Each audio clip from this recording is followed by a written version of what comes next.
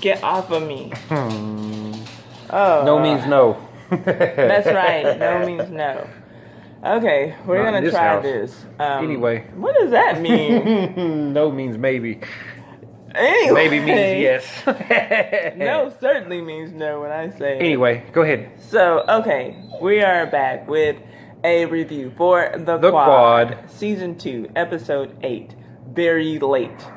The beautiful struggles with this but it's going to be straight. Stupid. Okay, so we're going to try to make it snappier too. Snappier. Get to it. Okay, so first of all, our apologies for coming this late. Yeah, it's my fault. It is. So, I don't know if every single episode this season has started with a dream. I know for sure at least the last few did. So, this one started with one of Diamond's dreams. And so, I guess that, I don't know. Has it been every episode? Have you paid attention to that extent? It's been a lot. Okay, so anyway. It's been a lot. I don't remember. In this dream that Director Diamond is having. Director Diamond. He's walking down some aisle and he has on a cape. And he's approaching this throne where Dr. Fletcher is. And she places a crown on his head. And everybody's so happy and excited. I don't know if she did the kind of thing like they do when they're knighting someone on one shoulder or the other. It's been so long since I've seen the episode. Yeah, she did. And sure. So she does all that, and then he goes to sit down on the throne. It was like a coronation type setup. And as he's going to sit down on the throne, Clyde Davis pulls his chair out from under him, and then everybody's there, and they start laughing. You see Ebony and Noni. Who else was like all the cast members basically, and they're just like and he's just looking very ashamed and embarrassed really crazy. And dumb. So I thought that there was some foreshadowing as to something that would happen in this episode, but maybe something later in the season will happen. As Uno told me, there are only 10 episodes, so we'll see if he ends up getting tonight and another Tuesday. So we'll see what happens. And that's it. I to the T. Keep going. I don't know why you're looking at me. I'm just co-signing. Huh? End scene. Oh, we'll end it. Okay, we're going to do this one like we did last week and just kind of run down everybody's storyline by storyline instead of scene by scene. So now we'll talk about Dr. Fletcher. And we see her for the first time in the episode, and I thought she was stretched out on the floor, but she was actually laying on her sofa. And it looks like she might have been laying around for days. There's just kind of stuff all spread out around her. And she gets a phone call that wakes her up out of her stupor, and it's Coach. So she takes a hoe bath, and she fixes herself some coffee, brushes her teeth, and she's clearly having a hard time choosing which dress to wear. And she asks Sydney to take her to the police station. And Sydney asks her if she's okay. And she says that she is, but it's obvious that Sydney knows differently. And when she gets there, it's clear that the officers know who she is because she's treated with a major cold shoulder, especially from that one black officer who damn near bumped into her shoulder. So anyway, so at least now though we do know that Coach is alive because she's got that call from him. I knew he was gonna make it. And the next thing we see with Dr. Fletcher is her on a date with her doctor boyfriend, and her plug.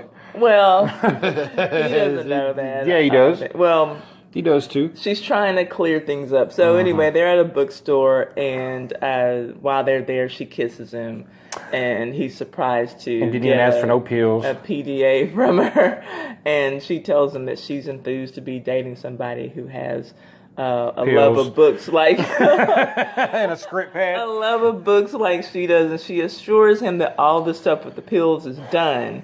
And it's all right, Doc. I still got your back, though. She also learned in this conversation that he once had a business with a friend of his who robbed him blind while he was going through some issues in his marriage, and a dead child. I think that he said that he had a daughter who passed away. Something. Okay, we're trying to recall this as we go because it has been so long. I have notes, but I don't remember every single thing. So yeah, she said that she apologized for complicating their relationship about asking for the prescriptions and all that for her pills. Yeah. So anyway, Because she had some put back. for now that's her boyfriend. I'm not gonna call him her plug. Boyfriend's back. Okay, so later then, when we see Dr. Fletcher, we see that she has been combing through those merger documents for GAMU and ASU, and she's found that there's going to be a raise in the admissions standards after 3 years that she didn't approve and that apparently nobody even really discussed. But her board did, again, behind her back, and after the merger agreement was signed, she addressed one of her board members and the ASU president about that particular I guess note in those documents, and she let them know she's going to fight it, and that the merger needs to be reversed basically as a result of adding this thing in there that she didn't agree to. And the ASU president was very dismissive and basically told her that She's a bitch. that what she has is a legally binding document that's signed by her board members. And because of the shape of finances at GAMU, that they're not in any kind of fiscal position to take any kind of stand against the merger. In other words, it's airtight. There ain't nothing that can be done. It's a battle of wits, I think, from this point on between those two. That's what she says. Yeah, it's going to be a battle of wits. And I know who's going to win. You say Dr. Fletcher's going to win? Mm-hmm. I hope so. She needs a win because I know, these she people be are getting her doing ass her whooped. dirty. Goodness gracious. She stays in there, though. She's a fighter. So, Dr. Fletcher goes to a band competition, which we'll talk about a little bit later. But when she gets home from the band competition, she finds Sydney there doing her laundry and this beautiful flower arrangement that's been delivered, and she thinks that it's for her, but actually it's for Sydney.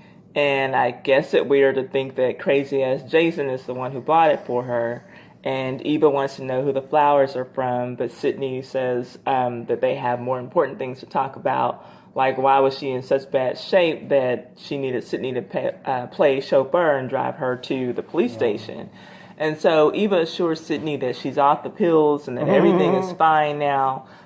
So Sydney grabs the pills out of that little drawer in the kitchen. Her stash. She found her stash. Starts dumping them down the drain.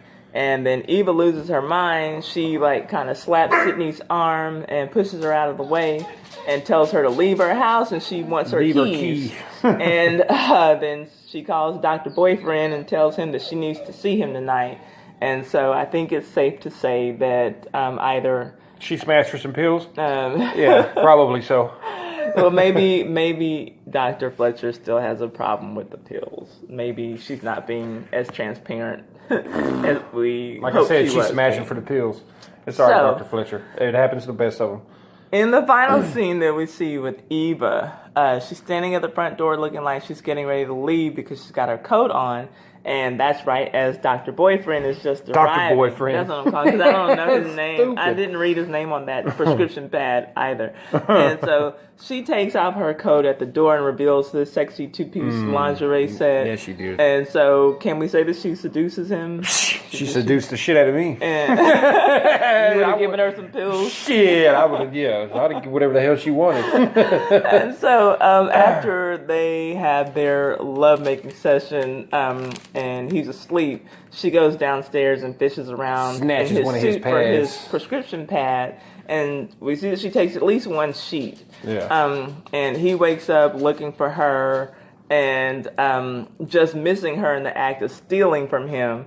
And before going back upstairs for round two, she tucks that little prescription sheet halfway under a placemat that's on the island of the kitchen. And so I'm wondering where this episode is going to pick up next week. Is he going to wake up the next morning and see that? Or is he going to leave before? Does he count his pays pads? attention? Does he count his Does he his count scripts? his prescription leaflets? I don't know. Leaflets? I don't know. So anyway, Go ahead, Dr. Ty. whatever. I'm not a doctor, but anyway. So tell me what y'all Ty. think is going to happen if y'all get to this before the actual episode comes on, or maybe we'll find out. Maybe. You never know. Shall I press Yeah. pause? Yeah. Well, say something. Press stop. Damn. Okay, so now to Coach Eugene. Like we said before, he's alive, and Uno says he knew it all along. And the first time we see him, though, in the episode, we see him and his wife emerge from the police station. The gunshot that we heard last week was Coach Eugene shooting Ramel. And Dr. Fletcher asks if he's okay when she gets there to the police station to see him, and offers to give him and his wife a ride. And his wife is being very standoffish toward Dr. Fletcher the whole time, and just giving her the stank face, like, Because they're going to hook up. I wonder if we're supposed to think that maybe Coach Eugene talks about Dr. Fletcher with his wife or something, because she just looked like, I think she just sees a mutual attraction. She sees something there. Okay, so the next time we see him, it shows them at home. He's at home with his wife. And Dr. Fletcher did tell him to take some time off when she saw him. And his wife seems frustrated that he's not showing a lot of emotions about what they just dealt with. And so she gets a stank attitude with him. But he snatches her up and tells her that everything's going to be okay. And she says that things always were okay when we were in the same house together. And then they start to make love, and he can't get into it because the whole time he keeps having flashes of Ramel, of him like shooting him, and like he's just hearing these like gunshots going off. But I guess it's weird to think that they actually did it, and I guess it was just really fast or whatever, because I don't know, because he couldn't get into it. So anyway, the next time we see Coach, he's in his office, and Dr. Fletcher's paying him a visit and telling him that he really needs to go in and take that time off. And she suggests that he talks to a counselor because it really helped her and Sydney get through what they had to go through last semester. And he tells her that he doesn't need counseling, that he's a very different person from her. And then she gets right down to it and asks him why was a loan shark in his home. And he's shocked that she has that information. And she lets him know that her attorney filled her in because she did offer, I guess, hey, I got a good attorney in case you need somebody to get out of this. So anyway, her attorney let her know that information, which I don't think that he should have. I mean, I don't know. But anyway, whatever. And she says that as the president of GAMU, she needs to know if her head football coach has a gambling problem. And so quite naturally, he's offended at that, and he tells her that no, he doesn't have a gambling problem. Because if he doesn't, then she knows who does, or he knows who does. But I did hate that because the two of them, we've seen them over and over talk very well, and they seem to have a good rapport. But one thing I can say for Coach is that he didn't out his wife, and he did what he had to do to protect her image. So congratulations to Coach for that. That's still his wife. I would have outed you. Really, whatever. Under the bus. And anyway, so Dr. Fletcher's all concerned about his gambling problem while she's popping those pills. Right? Yeah. One evil at a time there, Doc. Okay, so that was that. We'll get on to the next one now. On to the next. Okay. No? It's a no-go, huh? Anyway, Diamond and Noni. Oh, it's recording again. Yes, it's recording. I'm tripping. Go ahead. You are my bad. tripping. Go ahead. Okay, Diamond and Noni. Diamond is wrapping up his class. It looks like maybe it's some kind of music theory class or something. And Noni's taking notes, and she's getting ready to leave. And she's leaving out with the rest of her classmates, and he calls her back to stay and challenges her on why she's not joining the symphonic band so that she can compete. And she tells him that she's not competing. Basically, she asks for permission to speak frankly, and he grants it. Always, of course, he says. And she says, well, you're a bad man. And not bad meaning good, but bad meaning bad. And he tells her that it's useless for her to waste her good God-given talent. And then they have this stupid duel of the saxophones, and she proves that she can play the music that he said that she couldn't, or whatever. It was really corny. Yeah, because it was just like, I don't know. It was a weird, like, let's put my saxophone together or stick my reed in there. It's like he was showing her that she still had the talent. It was retarded to me. So like a wannabe Karate Kid type thing or something. It was stupid. So the next thing that we get with Diamond and Noni shows Noni walking into rehearsal late. And she takes her place next to Kiara. Y'all remember the upperclassman from last season who didn't like her and who felt like she was always trying to take her spot. Oh, yeah. And apparently Kiara thought that she had a saxophone solo for this competition, but when Noni gets there, she finds out that it's going to be a duet. But they did it well. Of course, she's not happy about it. But Noni is having a hard time keeping up with the music at first. And, of course, that gets a little smirk on Kiara's face. Mm-hmm. And, by the way, Ebony passed by the hall and saw Noni in that rehearsal. You know, she's just kind of walking down the hall. Hey, girl, hey, you know, talking to people. And then she looks like, what? I know that's not Noni up in there. So, anyway, she's not too pleased to see her girlfriend. Noni be tripping. Playing for that snake. In the grass. Diamond Snake in the grass. Is that the end of that one? Yes. You should say something instead of just staring at me, you know? I mean... Unless you want to say closed mouths don't get fed. Say something. Don't assume that I know. Okay. Cedric and Ebony. Cedric is still being a fuckboy. Whatever. Cedric's living the dream, baby, till she got pregnant. He busts into Ebony's room while she's reading to come in and tell her his good news, which is that his mom is paying for his studio time and that he has booked a session at Stankonia, which is where Outkast recorded a lot of their major hits. And so she asks him if he's found anyone to sing the hook for the song that they're working on, but he hasn't yet. But he was introduced to an app that's something like Angie's List for singers and for musicians or whatever. So he's pretty confident now that he can find somebody easily, that he's got this app. And then they proceeded to get it on in order to celebrate. Let's get it on. Then the next time we see just the two of them, it's Cedric going by to check on Ebony after her most recent episode with nose bleeding, because we'll get to what was going on with that later. She doesn't want to see him, and he doesn't understand why until she tells him to not bother checking on her because he should be saving up his money for diapers. And he stupidly asks, how does she know about that? And she replied, because you had a conversation in a recording booth. And my homegirl's messy as fuck. Duh, right? Everybody should know about Noni, right? Yeah. And so... not only is Browin pregnant, but, you know, I'm just your rapping partner. You know, that's a couple of things that I heard in there. So beat it. Beat it! So anything to say about Cedric and his fuckboy antics? Since Cedric, you always the not so entertainer. Since you always seem to cover for him. I ain't covering for him. I'm just saying, you know. No, you seem to understand dumb. him. Yeah, I understand him. He was dumb talking in the booth, though. Yeah, he was. Yeah, that was rookie shit. Next.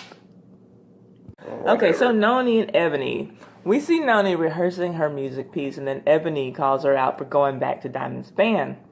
And Noni tries to lie and say that she wasn't in the band. And Ebony had to let her know that, you know, I saw you rehearsing. And then she... Why are you always lying to me? I don't know why you lie to me. Because you can't take the truth. My bad. She tells her that, you know, she thinks that she's a fool, basically, for letting Diamond continue to use her. She is. And... but if that's what you want to do, then that's your business. You do you, boo-boo. And so Noni tries to justify her decision to Ebony by telling her that this competition is a really big deal for her. It could be because scouts from Georgia Philharmonic are going to be there, and other, you know, professional music organizations are going to be in attendance. It's not about Diamond, it's about her future. Yeah, so she would really, really like for Ebony to support her. But and recognize what's up. She understands. But she decides to then. But they had a mature conversation about that after all. Then Ebony decides it was like, I'm not in the band, I'm in the symphonic band. Yeah, so it's technically, different. you know. It's different. So anyway. So, it's the basic band. Not the basic band. It's the basic band. So Ebony decides that she's going to support Noni after all. And after we see them like getting dressed and getting ready and everything, and they're getting ready to catch the bus for the competition. And when they're walking down the hall, Noni notices that Ebony's nose is bleeding. And Ebony says that she just needs a tissue. And it's like, nah, I think you need more than a tissue. You know, Noni's like, we need to get you to emergency. And then she's like, oh, girl, you know, it's nothing. You know, just give me some tissue. She's walking down the hall like this. And then she starts to vomit, I think. She's vomiting. And so Noni insists on getting her to the it's time to go. And she didn't argue. Do. Yeah, I'm glad that she didn't, because that looked very serious and very nasty. So while they're at urgent care, the competition is underway, but Noni is insisting that she's going to stay with Ebony, and Ebony, though, doesn't want her to miss out on her opportunity, so she tells her to go on and leave and get to the competition. Get to the competition, go! I thought that was sweet, because Noni was going to stay with her, but after their talk, Ebony did, agree. My girl needs to go on and do what's best for her. She needs to do what's best for her. Oh, I'm sorry, baby. That's okay. Okay. I'm done with this scene. I'm done with this scene, too. Bye. Go. Do it, woman. Anyway, Cedric and Brown. Okay, and I don't know if it's Bronwyn or Brown. I don't know. I'm going to say Brown because that's what I've been saying. He says Brown. But he doesn't know anybody's name, so that doesn't really. His name is. He doesn't even know Cedric's name. I was just trying to get close to her with a whisper. That's all. With a secret. So anyway, what does Cedric want from Brown? Just everything. Don't know. That's all. Everything. Forgive me for cheating on you, even though I didn't want to admit that I did. Sing on this track. Have sex with me. And let me have sex with everyone else. Cedric's dumbass has decided to ask Brownwyn to sing on this track. But before she does, she wants some answers. She got him to admit that he was cheating on her and that it was stupid. And immediately afterwards, she wants him out of her room. And he doesn't seem to understand why. Like, well, why are you mad? Like, you said you was going to sing. You know, Cedric is just full of fuckboy antics. And so the next time that we see Cedric, he's at the Stanconio studios. And there's a girl singing the hook in the recording booth. And as she's wrapping up, then Brown pops in, and Cedric's really excited to see her, and she lets him know that she's there for GAMU, not for him. Not for him. And then she gets in the booth and sings her heart out, and we hear that it's like the theme song from this season. So all my sisters and brothers, come together, stand together. So whatever. So whoever old girl was at the beginning of the scene, she's probably not going to make the final cut because Brown went in there and just smashed it. And that girl's from Houston. So anyway, really? A little bit later, Ebony and Noni come in the studio, and Ebony busting there doing some kind of freestyle, and Noni's just enjoying her flow, and then they see Cedric and Brown, and they just kind of like, oh, what's going on here? And so just as and Cedric and Brown were like celebrating on how good they sounded together, and then there's just awkwardness all around. And then Brown asks if she can speak to Cedric privately, so they go into the recording booth. The best place they could go.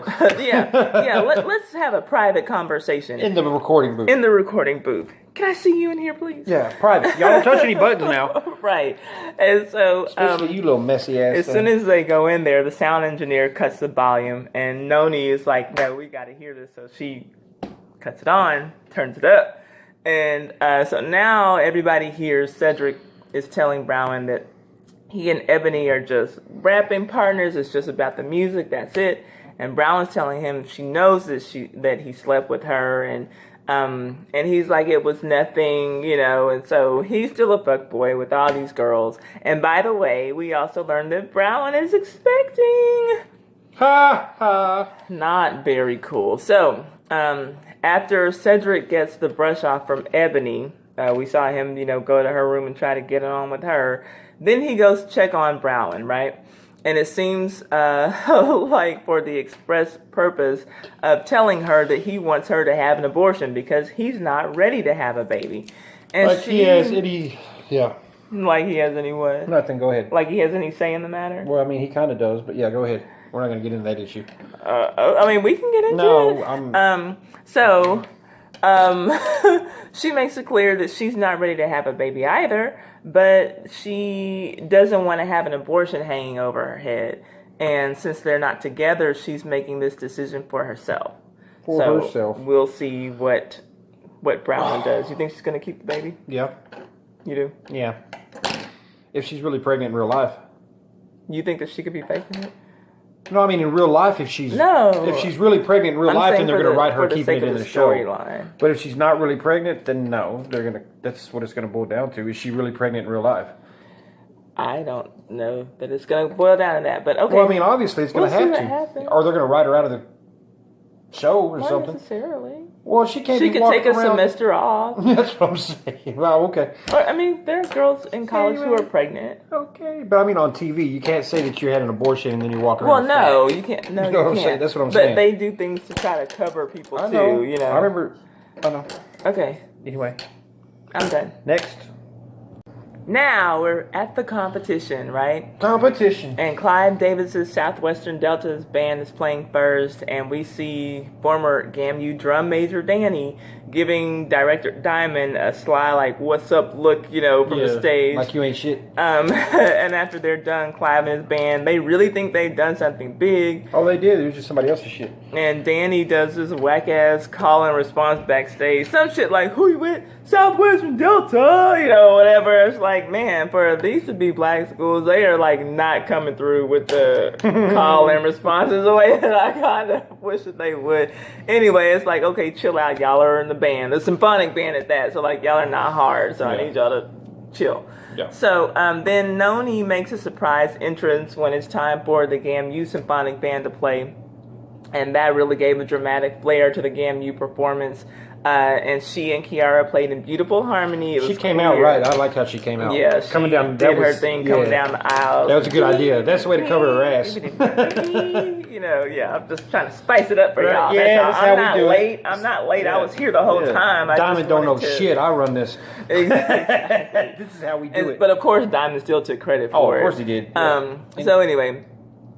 They did play beautifully together, and it was nice to see them working together for a change. We saw them give each other the little fist bump at the end of their performance, and GAMU sounded great, and they looked great. I like the white tops, baby. Stop. Go ahead, the white tops. I like the white tops that they had on, and the like it was a different little take on a tuxedo look. But I liked it for the girls and the guys. I like when girls kind of do a masculine look in their dress every now and then. Sometimes it worked for them. They looked good though. It's kind of like short hair. You can either do it or you can't. Well, not many can do it. Backstage, then director Diamond and the band, they're all getting their congratulations, and Diamond approaches Clive, who says, "Well, I hope that you're not looking to get congratulations from me." And no, Clive, that's not what he wants at all. He just wants to show you something that he has on his phone, and it's footage of a no-name band, but a very good band, a band who had music that was good enough for him to steal from. So it's him taking this band's original song, and not just that band. They're playing it 4 years prior to Clive having taken credit for one of it, saying that it's one of his original songs. And so Danny looks about as shocked Get it in. as Clive does, and he's just like, really, like, you two, like, are there any real normal decent because he's normal band directors? Yeah, exactly. Danny's terrible, so I don't really feel sorry for Danny because he deserves kind of whatever he gets. And so so anyway, Diamond gives Clive the ultimatum to resign or have this shit leaked, and no university anywhere is going to touch you with a 10-foot pole. And so then Diamond proceeds to show off his trophy to everybody. And even after the performance, when Diamond is like kind of celebrating in his office with those guys, and he's talking about showmanship and everything, he's taking credit for Noni coming in and playing down the like, oh yeah, you can't just sound good, you gotta give him a show, you gotta look good. Like, he's such a douchebag. Know that was gonna happen. You had no idea. And if it hadn't worked out, you'd have threw her under the bus so quick. Exactly. It would have exposed her for doing all the stuff that she did for him and had her in jail or something. Exactly. So anyway, that was the episode, and we will try our best to get episode 9 to you a lot more quickly than we did. A lot more quickly? Yeah, a lot more quickly than we did. A lot faster. That works too. That works, I guess. Oh, yeah. But that calls for it. Okay, anyway. So we are going to sign off. Yes. And if you have any questions, comments, leave them in there. If we left out anything that was important or that you want to talk about, let us know. Put it down in the comments, and we'll get back with episode 9, hopefully by tomorrow or the day after. What do you think? Maybe even tonight. You never know. Well, I know it's not going to be tonight because I'm not planning on taking any notes tonight. I don't need notes. Okay, well, I would love to see that. So if he's going to do a review with no notes, then I'm just going to tune in. Okay. Well, anyway. Okay, all so right, y'all. Be safe. Be good. Peace and love. Don't get in no trouble. And so be safe. See y'all.